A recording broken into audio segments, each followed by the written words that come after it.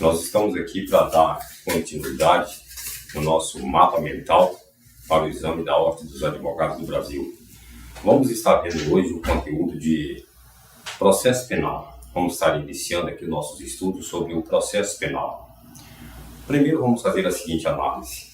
Nós temos o direito material, que é um ramo do direito, que nós até tivemos uma aula inaugural sobre teoria do crime e evolução histórica do direito penal. O direito penal ele só conseguirá ter a sua aplicação, a sua operacionalidade dentro de um processo.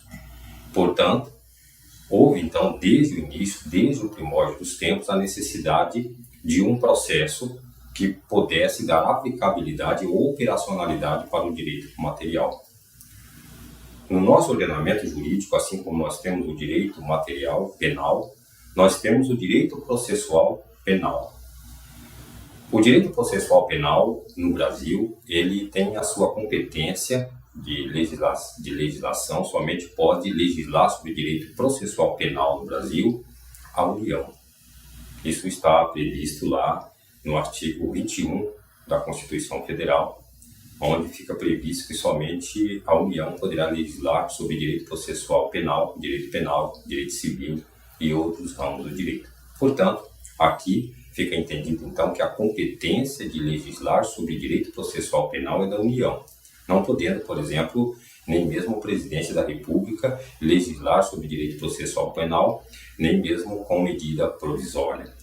E mesmo o Congresso, ao fazer a legislação do direito processual penal, eles atendem também aos coros adequados para essa situação. Então, vamos dizer o seguinte: o direito processual penal, ele é aquela caixinha na qual se coloca o direito material para que ele tenha operacionalidade. O direito processual penal, no Brasil, principalmente, ele tem suas fontes materiais e suas fontes formais. As fontes materiais do direito processual penal é exatamente a Constituição Federal, a lei ordinária e os tratados. E a fonte formal do direito processual penal é o costume, a sociedade, as suas adaptações de forma geral. Então, vamos dizer o seguinte, que ao nós fazermos essa diferenciação entre direito material e direito formal, com as suas fontes, nós podemos dar continuidade ao nosso estudo fazendo a seguinte, analisando as outras matérias importantes a ser compreendidas aqui no direito processual penal. Vamos ver, por exemplo, qual que é o nosso sistema de aplicação, de operação do sistema do direito processual penal no Brasil.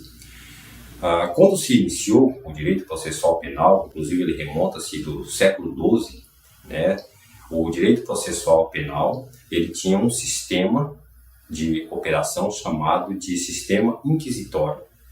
No sistema inquisitório, o próprio juiz ele poderia gerenciar sobre provas, ele poderia investigar, ele poderia ex officio agir como parte do processo. No sistema inquisitório não estava também presente a ampla defesa ou contraditório e também não estava presente as principais garantias constitucionais que hoje nós conhecemos. Depois do sistema inquisitório, passou-se a ser conhecido um outro sistema, o sistema acusatório. O sistema processual acusatório é aquele sistema em que o juiz ele não é uma parte, ele não investiga, ele não levanta prova. No sistema acusatório, fica dito então que o juiz ele é um terceiro imparcial, que há de ficar equidistante das partes, a mesma distância que ele tem de A, ele tem de B. No nosso ordenamento jurídico não diz claramente qual foi o sistema que nós adotamos, se o inquisitório ou se o acusatório. Mas só por você saber que o sistema inquisitório não tem ampla defesa, não tem contraditório, o juiz ele não tem obrigação de ser imparcial. Só por você saber que no sistema inquisitório o processo ele não é público, ele é sigiloso. Só por você conhecer esses traços do sistema inquisitório, você há de entender que o sistema adotado pelo processo penal brasileiro é o sistema acusatório. Porque, conforme eu vou apresentar nas nossas legendas aqui, todas as garantias apresentadas na Constituição Federal indicam para o sistema acusatório. A nossa Constituição Federal, ela prevalece e ela reconhece a importância e traz a existência do contraditório, da ampla defesa. A nossa Constituição Federal, no artigo 5º, diz que senão será afastada do cidadão o poder jurisdicional, o poder de jurisdicional, ou seja, a jurisdição não será afastada do cidadão. O cidadão tem direito de resposta, ele tem direito de ficar em silêncio, enfim, toda a forma como foi construída e adotada na nossa Constituição Federal, vê-se que o sistema processual penal adotado aqui no Brasil é o sistema acusatório. O sistema acusatório em que existe aí a existência de 3 elementos: um acusador, uma defesa e um julgador. E o processo que se encaminha ali, que se desenvolve, é chamado de um processo legal. Então, um dos pinos que você vai colocar aí é o seguinte, que o sistema adotado pelo processo penal brasileiro é o sistema acusatório. Mas se nós formos falar, por exemplo, sobre a questão da territorialidade do processo penal. No processo penal, vige o sistema de territorialidade absoluta, ou seja, aqui dentro do nosso perímetro nacional, qualquer pessoa que for julgada ou processada, não se admite a adoção de qualquer medida de um processo estrangeiro, qualquer procedimento de um processo estrangeiro no bojo de um processo, de uma pessoa sendo processada aqui no Brasil. A ressalva disso só se dá nas imunidades, porque é pelas imunidades que nós podemos então dizer que salvaria algumas pessoas, de acordo com seu foro, que não seria propriamente submetida ao crivo do processo penal brasileiro. A primeira imunidade que nós poderíamos analisar, que é uma notória, muito importante para vocês atentarem-se aí, são a imunidade dos parlamentares. Essa é a única imunidade absoluta que nós temos no Código de Processo Penal. Perdão, os parlamentares não.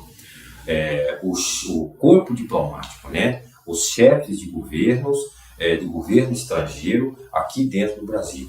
Esses têm imunidade absoluta com relação ao nosso processo penal, de modo que eles não serão julgados e processados nem por crimes de responsabilidade, nem por crime comum. Eles não serão julgados ou processados aqui no Brasil pelo nosso sistema processual penal, em hipótese alguma. Eles têm imunidade absoluta. O presidente da República, juntamente com os parlamentares, eles já possuem imunidade relativa. Por exemplo, o presidente da República ele não pode ser julgado e processado pelo sistema processual penal brasileiro por um crime estranho às suas atividades, por um ilícito praticado estranho às suas atividades. Ele só poderá ser julgado e processado após o final de seu mandato. Os parlamentares, de igual maneira, eles também não poderão ser julgados e processados por crimes estranhos à sua função. Porém, nesse caso, nós também temos aqui uma ressalva. Tanto o presidente da República quanto o parlamento, eles poderão ser julgados e processados se denunciado pelas mesas conjuntas do Congresso. Houve a denúncia de que o presidente cometeu um crime atípico às suas funções, fora de suas funções. Essa denúncia ela tem que atender o quórum qualificado de 2/3 do Congresso, e se o Supremo Tribunal Federal, que é o órgão competente para julgar o presidente da República, receber a denúncia, então o presidente será afastado de suas funções por 180 dias até que ele responda à acusação. Os parlamentares também, ao ser julgado, processado por crimes estranhos à sua função, mesmo se denunciados, eles poderão ter o processo suspenso, se requerido também por um quórum qualificado dos membros de sua casa. Então, vê-se então que as imunidades no processo penal, nós só temos imunidade absoluta para o corpo diplomático, os chefes de Estado, de governo estrangeiro aqui no Brasil. Todas as demais imunidades, elas acompanham de uma superdose de relatividade. Bom, sobre imunidade, o mais importante é crivar os pinos de informação sobre isso aí. Mas a nossa legenda escrita vai trazer para vocês uma série de referências que lhe poderá proporcionar condições de ampliar mais esse estudo sobre as imunidades. Ponto interessante também a se analisar nesse nosso estudo inicial do processo penal seria com relação ao processo penal no tempo. Vê-se que quando nós estudamos o direito penal, o direito material, nós estudamos lá que, por regra, o direito penal ele é irretroativo, que a sua norma ela não retroage.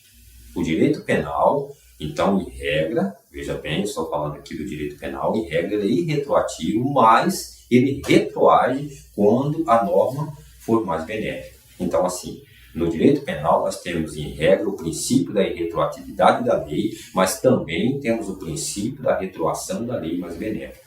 A lei mais benéfica sempre retroage para beneficiar o réu, o acusado. Diferentemente, no processo penal, aqui não se adota a retroação. O processo penal ele é absolutamente retroativo.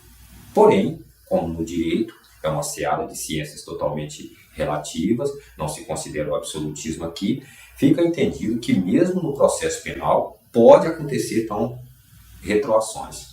A irretroatividade do processo penal é absoluta quando se trata de normas processuais penais puras. Quando se tratar de norma processual penal heterogênea, heterotrópica ou temporal, aquelas normas processuais que elas são mistas com norma de direito material, então, nesse caso, a norma processual retroage quando ela for mais benéfica para beneficiar o réu.